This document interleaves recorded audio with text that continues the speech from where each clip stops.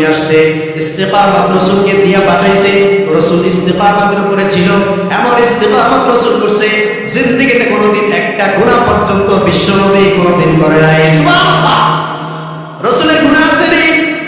আর আওয়াজ দিয়ে বলেন আছে নি? আল্লাহর নবী সাল্লাল্লাহু আলাইহি ওয়াসাল্লাম অন্যের হক কোন জিনিসের নাম আমাদেরকে বুঝায় গেছে।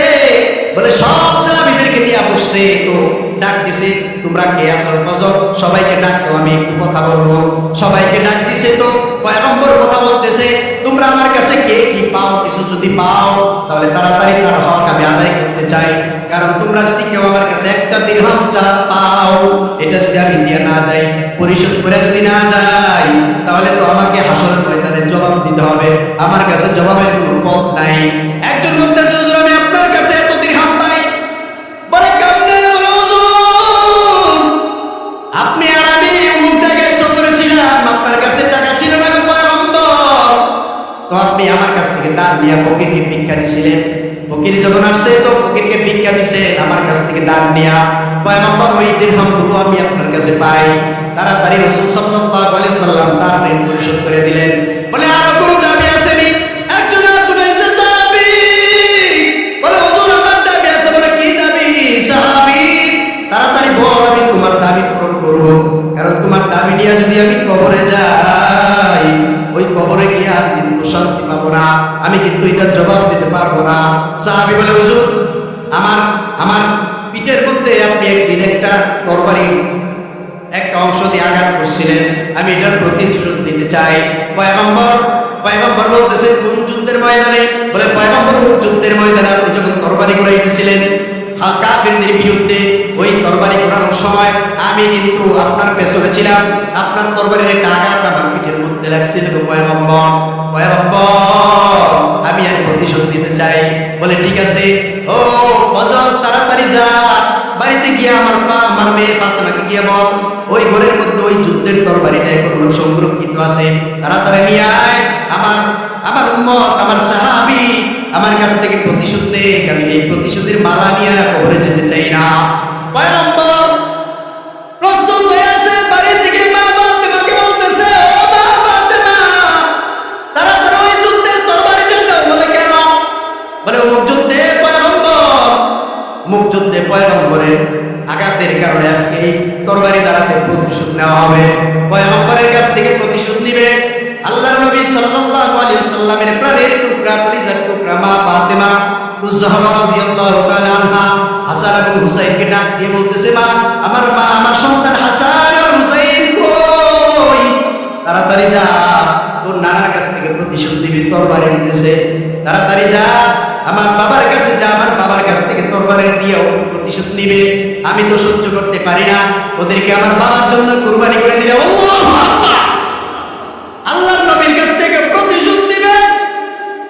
হাসান আর হুসাইন তোরা তাড়াতাড়ি যা, আমার নবীর মা, আমার বাবার মা নাই, বাবা নাই, জমিনে কেউ নাই, আমি সারা, তোরা সারা, আমার বাবার কাছ থেকে প্রতিশোধ নেবে, আমি তো সহ্য করতে পারি না, আমি তোদেরকে আমার বাবার জন্য কুরবানি দিয়ে দিলাম, আমার বাবার জন্য তোরা নিজেরা কুরবানি হয়ে যা, তারপর আমার বাবার শরীরে যেন একটা চুলের টুকা পর্যন্ত, চোরের আঁচল পর্যন্ত যেন না লাগতে পারে। আল্লাহর নবী সাল্লাল্লাহু আলাইহি ওয়াসাল্লাম অপেক্ষমান, তরবারি নিয়ে আসছে, তো তরবারি নিয়ে আসার পরে তার হাতে তরবারি দিয়ে দেওয়া হলো প্রতিশোধ নেওয়ার জন্য। এখানে আবু বকর উপস্থিত, উমর উপস্থিত, উসমান আলী মতো জবরদস্তি জলিলুল কদর সাহাবীরা উপস্থিত, সমস্ত মাঠ কন্দনে সবাই কাঁদতেছে, কান্নার রূপ পড়ে গেছে, সবাই সাহাবীর দিকে তাকায় কান্দে। বলে সাহাবী আমাদের দিকে তুমি একটু তাকায় দেখো না, তুমি কোন মেজাজে বলো যে তোমাকে প্রতিশোধ নেওয়ার, তোমার প্রতিশোধ দিতে হবে, আমাদের কাছ থেকে প্রতিশোধ নাও। পয়গম্বর বলে না না সাহাবী, তো আঘাত তোকে করছি, তো প্রতিশোধ তুই নিবি, আর কেউ প্রতিশোধ দিতে পারবে না। বলে হুজুর, সাহাবীও কান্দে, সাহাবীরাও কান্দে। পয়গম্বর বলেন এই যে নাও তরবারি, এবার আমার কাছ থেকে প্রতিশোধ নাও। পয়গম্বর বলে প্রতিশোধ নাও, তাড়াতাড়ি নাও, অতি দ্রুত প্রতিশোধ নিয়ে নাও। আল্লাহ নবী সাল্লাল্লাহু আলাইহি ওয়াসাল্লামকে বলতেছে, পয়গম্বর আপনি যখন আমার গায়ে তরবারির আঘাত লাগছিল পয়গম্বর, তখন আমার শরীরের মধ্যে জামা ছিল না, আমার শরীরের মধ্যে জামা ছিল না। পয়গম্বর আপনার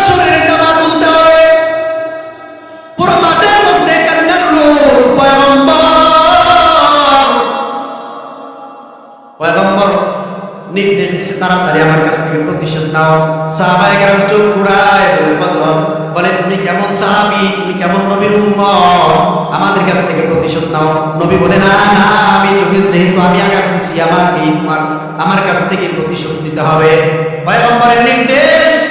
পয়গম্বর যখন জামাটা খুলে ফেলছে, রাসূল সাল্লাল্লাহু আলাইহি ওয়াসাল্লামের যখন জামা খুলে ফেলছে, তো জামা খোলার সাথে সাথে সাহাবী পেছন দিক থেকে গিয়ে পয়গম্বরকে এরকম ভাবে জড়ায় ধরে বলতেছে, পয়গম্বর, আমল নিয়ে জান্নাতে যাওয়া সম্ভব না, আমল নিয়ে জান্নাতে যেতে পারবো না, আমল নাই আমি কিচ্ছু করতে পারি নাই গো পয়গম্বর।